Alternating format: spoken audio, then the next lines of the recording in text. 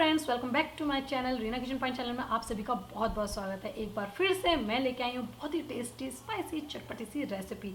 उम्मीद करती हूँ हमेशा की तरह आज की रेसिपी भी आपको बहुत पसंद आएगी। अगर वीडियो पसंद आए, रेसिपी पसंद आए तो प्लीज़ वीडियो के नीचे लाइक का बटन जरूर क्लिक करें और रीना किचन पॉइंट चैनल को सब्सक्राइब करना नहीं भूलिए, जिससे हम नई नई रेसिपीज़ बना सकें और आप सभी रेसिपीज़ को एंजॉय कर सकें। तो चलिए चलते हैं किचन में, दिखाते हैं आज की खास रेसिपी।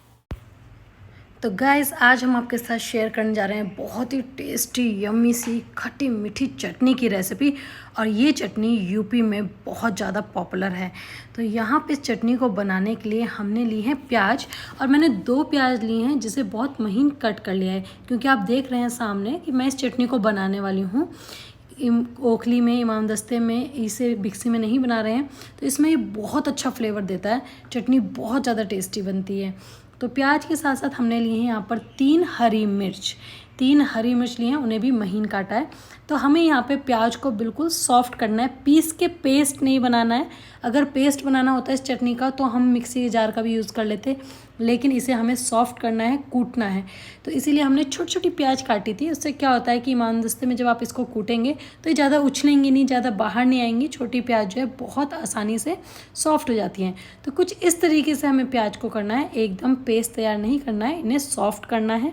तो मिर्च और प्याज दोनों ही सॉफ्ट हो गई हैं, थोड़ी दरदरी भी हैं। इसके बाद अब क्या करेंगे, हम लेंगे कच्चे आम, जो कि इस टाइम सीज़न में है और बहुत टेस्टी लगती है ये कच्चे आम की चटनी। तो यहाँ पे मैंने 2 कच्चे आम लिए हैं, जिन्हें छील के उन्हें भी बारीक कट कर लिया है। तो जो कच्चे आम है बाहर से ग्रीन और अंदर से थोड़े से येलो थे, तो उससे फ़र्क नहीं पड़ता है, क्योंकि अगर पूरे येलो भी हों तो भी आम की चटनी बन जाएगी, और अगर बिल्कुल कच्चे खट्टे आम हो तो और भी ज़्यादा टेस्टी बनती है। तो यहाँ पे जो है आम को बारीक काटा गया है, जिससे कि उसे भी हम आराम से कूट लें।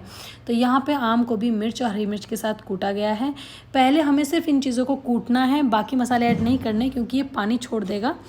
तो यहाँ पे हम इन सबको बहुत ही सॉफ्ट कर लेंगे, मतलब पेस्ट नहीं, फिर से मैं कह रही हूँ, दरदरा सॉफ्ट कर लेंगे इन्हें। तो सबको अच्छे से सॉफ्ट करने के बाद अब इसमें हम डालेंगे हरा धनिया। अगर आपके पास पुदीना है तो आप हरा धनिया की जगह पुदीना भी ऐड कर सकते हैं, या थोड़ा पुदीना थोड़ा हरा धनिया ऐड कर सकते हैं। लेकिन इस रेसिपी में, इस चटनी में हरे धनिया की मात्रा ज़्यादा नहीं होती है। तो यहाँ पे मैंने बहुत ही थोड़ा सा हरा धनिया को बारीक कट किया है, जिसकी वजह से आपको थोड़ा ज़्यादा दिख रहा होगा। इसके साथ हम चटनी में खुशबू बहुत ही अच्छी बनाने के लिए लेंगे साबुत ज़ीरा, गरम मसाला, 1/4 चम्मच गरम मसाला और नमक। सिर्फ ये ही चीज़ें जो है हमारे मसालों में जाएगी इसके अंदर। और अब इन सभी चीज़ों को हम कूट लेंगे, फिर से कूटना है, क्योंकि हमें इस धनिया है इसे भी थोड़ा सॉफ्ट करना है। धनिया तो बहुत जल्दी सॉफ्ट हो जाता है, उसमें तो बिल्कुल भी आपको ज़्यादा टाइम नहीं लगेगा। सिर्फ प्याज को ही कूटने में थोड़ा जो टाइम लगता है, बाकी इस चटनी को बनाने में ज़्यादा समय नहीं लगता।